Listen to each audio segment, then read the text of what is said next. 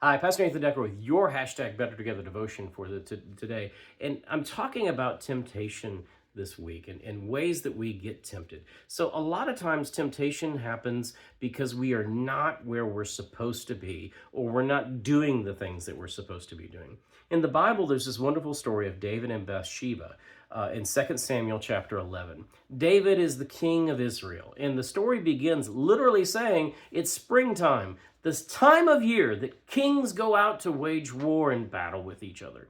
In other words, if you're a king and it's spring, this is what you're supposed to be doing. But David's not. He's not with his troops. He's not out in battle. He's not doing what he's intended to be, expected to be doing. Instead, he was kind of being lazy and bored and sitting on his rooftop. And that's when his neighbor's wife catches his eye. Her name's Bathsheba. Uriah is her husband. And David begins thinking through things. He decides, I want this. I want this woman. And remember, I said that yesterday I mentioned that how sin is sometimes taking the gift that God gives us and misusing it and corrupting it. When David sees Bathsheba, he doesn't just see the beauty of God in a creation. He lusts after her. He begins seeing her as an object, not a human being. And he takes advantage of her. You could almost say that he rapes her. He's obviously the one in power here. And then afterwards, he decides to cover it up.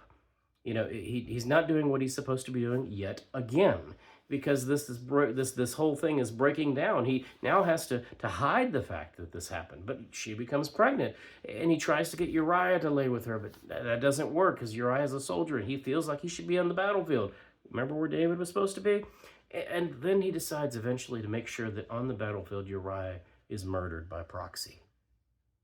You see, what I'm getting at here in the story is that temptation often comes when we are not focused on where we're supposed to be, not doing what we're supposed to be doing.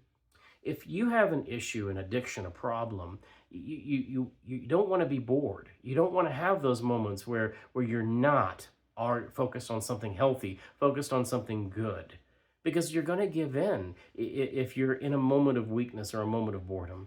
You're going to it's just going to happen. Your brain's already got these pathways hardwired into it so that when you aren't doing anything that you should be doing, or you're not focused on something intently, that your brain's hardwired automatically to go back to the way that you were, to the path of temptation that you'd already tread down.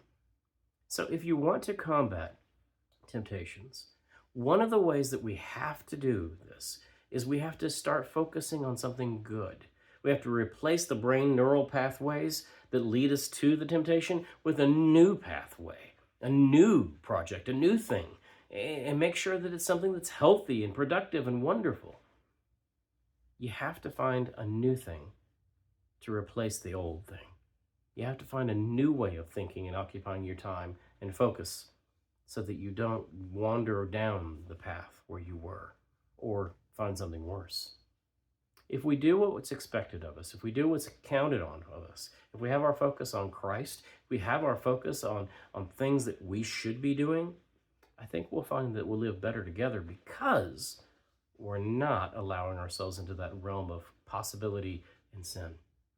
Take time today to plan out an attack, if you will, on temptation.